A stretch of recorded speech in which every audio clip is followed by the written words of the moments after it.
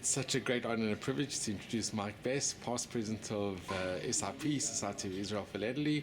And we're here at Capex 22 in Toronto. And Mike, this is your incredible collection, which I think is going to be the large gold and possibly the Grand Prix.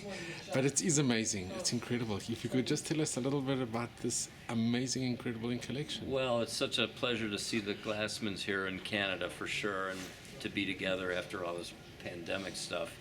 Anyways, I've been collecting Holyland, which most of my friends know, over in Israel since I've been 10 years old, which is over 50 some years.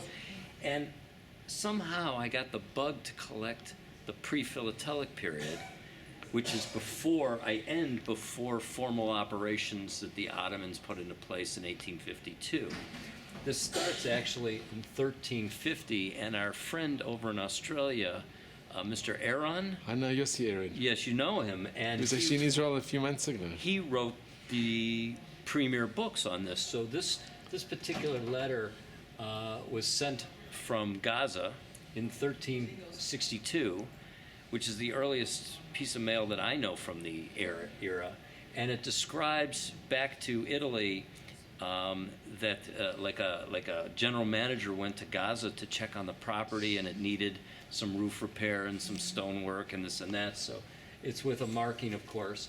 And then we move up into the 15th century. There's some mail here from the Venetian Republic, which was big in the Mediterranean era, and these wonderful markings that talk about dates, as well as, you know, different kinds of guilds that were carrying the mail at the specific time, and the kind of cargo and so forth.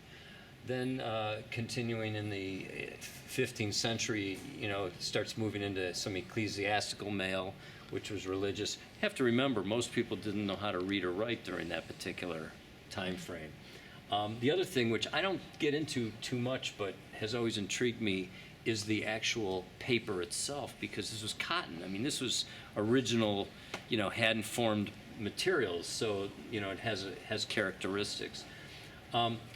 Honestly, I skip over the 16th century. I've never found a piece of mail from the Holy Land from the 1500s, and I've thought about this and looked at it many times. I think there was bubonic plagues, which are kind of synonymous to what we're facing today, that prevented mail or may have shut down some of the transports.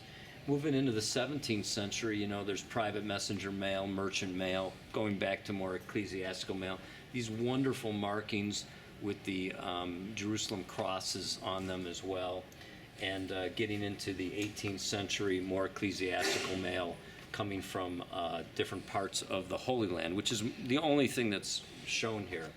This was something that I've hunted for many, many years, decades, a piece of mail from the Napoleonic campaign, where this particular item was up after Acre, the Battle of Acre, where the French lost to the British, and they were retreating back to Egypt, where they had originally entered.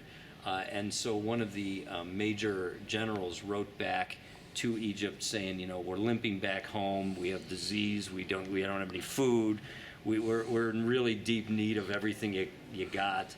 And this is from that particular campaign, which I thought filled a big hole in this particular story. And it's pretty rare. It's very rare. There's only a couple pieces of Napoleonic mail. Contract mail, private packet service mail, coming again out of the Holy Land, merchant letters, British mission, and packet service mail coming, you know, always from the Holy Land. And it ended at 1845, which was just before the formal postal system was established by the Ottomans. So Mark, that's my absolutely story. Amazing. And it's a joy to share it with everybody. It's a passion, and certainly we love it. Wow, it's magnificent. It really is. Well, thank you. It's a love of collecting. Mm-hmm. Is this the first time you're exhibiting in one frame, as a one frame? No, I've exhibited this several times over the years. I just exhibited in March at Garfield Perry in the United States. And what award? I got a gold there. I exhibited it in Israel many years ago. As a one frame? As a one frame, I think I did. I think it was a national show you guys had in Jerusalem. if I remember correctly. In 216, we had one. No. It was much earlier than Earlier. that. Probably about 15 years ago or something. And I haven't exhibited a lot. Because I don't know. I've always focused on more of the Ottoman foreign post, which is a multi-frame. But this is kind of my little jewel of the forerunner to the forerunners. It's amazing. So. Yeah. Well, thank you so much. Thank you, and I've enjoyed seeing your exhibit as well. I should photograph you in front of that while you tell us the story of Jerusalem. But this is amazing. And I so appreciate it. Thank you. This is amazing.